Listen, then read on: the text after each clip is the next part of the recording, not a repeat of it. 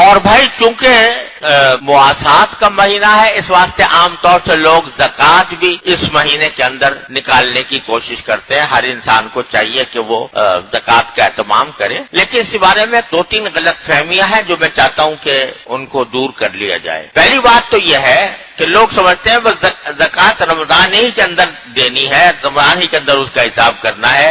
یہ بات غلط ہے۔ شرعی اعتبار سے آدمی کو ہر سال میں ایک دن ہوتا ہے جس دن کے اس کو حساب کرنا چاہیے اپنے زکوٰۃ کا۔ وہ دن ضروری نہیں رمضان ہی ہو، بلکہ اصل شریعت کا حکم یہ ہے کہ جس روز یا جس تاریخ میں انسان سب سے پہلے صاحب نصاب بنا، یعنی جس تاریخ میں سب سے پہلے اس کے پاس اتنا مال آیا جو 52.5 تولہ چاندی کے قیمت کا ہے، جو آج کل 40,000 کے قریب ہوتا ہے تقریباً، تو اگر جس تاریخ میں سب سے پہلے بالغ ہونے کے بعد اس کے پاس صاحب نصاب ہوا، وہ اس کی زکوٰۃ کی تاریخ بن گئی، وہ چاہے ربیع الاول ہو، چاہے ربیع الثانی ہو، جمادی الاولیٰ ہو، جمادی الثانیہ ہو، شعبان ہو، رمضان ہو، شوال ہو، کچھ ہو۔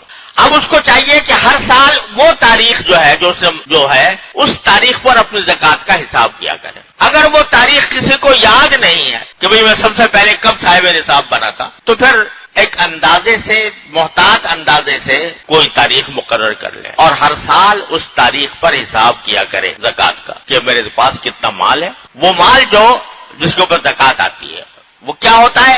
وہ نقدی ہے، زیور ہے، بینک بیلنس ہے، یا اگر کوئی تاجر ہے تو تجارتی اسٹاک، تجارت کا جو اسٹاک ہے، سامان تجارت، اور خام مال بھی اس میں داخل ہے، اس کی قیمت لگا کر اس کا 40واں حصہ زکوٰۃ واجب ہوتی ہے۔ تو اس لیے یہ جو بعض لوگ سمجھتے ہیں کہ بھئی زکوٰۃ رمضان ہی میں ادا کریں گے، کوئی ضروری نہیں ہے رمضان ہی میں ادا کیجیے۔ اگر فرض کرو کسی کا جو زکوٰۃ کی تاریخ ہے وہ مثال کے طور پر شعبان میں آ رہی ہے، رمضان سے 1 مہینہ پہلے آ رہی ہے، تو اس کو شعبان میں زکوٰۃ واجب ہو گئی۔ اب اگر کوئی غریب آدمی جس کی ضرورت مند ہے تو اس کا آپ انتظار کرتے رہیں کہ جب رمضان آئے گا تو دیں گے اس کو، یہ بالکل غلط بات ہے، بلکہ اس کو دے دینی چاہیے۔ جس کی جتنی ضرورت ہے اس ضرورت کو پورا کرنا زیادہ ثواب ہے بنسبت اس کے کہ آدمی رمضان کا انتظار کرے۔ پھر لیکن بہرحال اگر گنجائش ہے تو اس وقت بھی دے دے اور رمضان کے لیے بھی رکھے، رمضان کے اندر دینے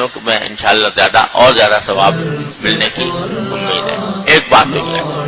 دوسرا یہ کہ بہت سے لوگ زکوٰۃ کا باقاعدہ حساب نہیں کرتے، بس ایک اندازے سے نکال دیتے ہیں۔ یہ بات صحیح نہیں ہے۔ آدمی کو، ہر انسان کا یہ فرض ہے کہ وہ حساب کرے کتنے میرے پاس نقدی ہے، کتنا میرے پاس زیور ہے، اس کی کیا قیمت ہے، اور کتنا میرے پاس سامان تجارت ہے، اس کی کیا قیمت ہے جو میں نے بیچنے کے لیے لیا ہوا ہے، اور پورا حساب کر کے باقاعدہ لکھ کر اور اس کو اپنے پاس رکھے، پھر چاہے ادا کرتا رہے رفتہ کر کے، لیکن حساب کرنا ضروری۔ محض اندازے سے نکال دینا یہ صحیح طریقہ نہیں ہے، اس کو باقاعدہ حساب کر کے نکالنا چاہیے۔